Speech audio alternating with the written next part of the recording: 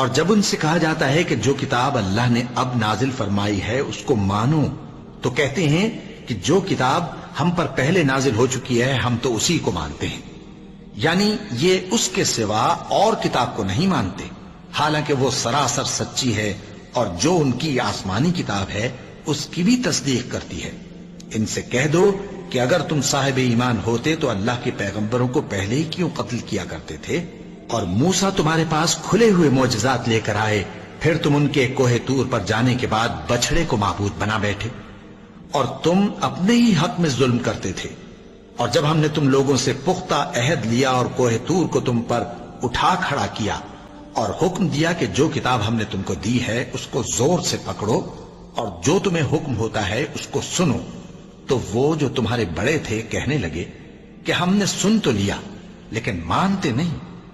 اور ان کے کفر کے سبب بچڑا گویا ان کے دلوں میں رچ گیا تھا۔ اے پیغمبر ان سے کہہ دو کہ اگر تم مومن ہو تو تمہارا ایمان تم کو بری بات بتاتا ہے۔ کہہ دو کہ اگر آخرت کا گھر اور لوگوں یعنی مسلمانوں کے لیے نہیں اور اللہ کے نزدیک تمہارے ہی لیے مخصوص ہے، تو اگر سچے ہو تو موت کی آرزو تو کرو، اور ان اعمال کی وجہ سے جو ان کے ہاتھ آگے بھیج چکے ہیں یہ کبھی اس کی آرزو نہیں کریں گے، اور اللہ ظالموں سے خوب واقف ہے۔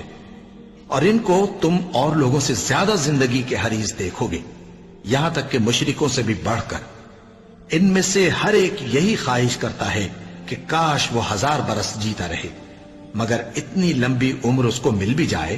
تو اسے عذاب سے تو نہیں چھڑا سکتی، اور جو کام یہ کرتے ہیں اللہ ان کو دیکھ رہا ہے۔ کہہ دو کہ جو شخص جبرائیل کا دشمن ہو اس کو غصے میں مر جانا چاہیے،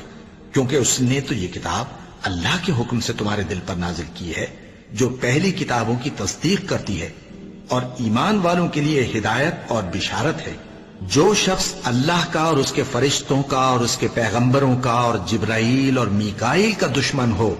تو ایسے کافروں کا اللہ دشمن ہے۔ اور ہم نے تمہارے پاس سلجھی ہوئی آیتیں ارسال فرمائی ہیں، اور ان سے انکار وہی کرتے ہیں جو بد کردار ہیں۔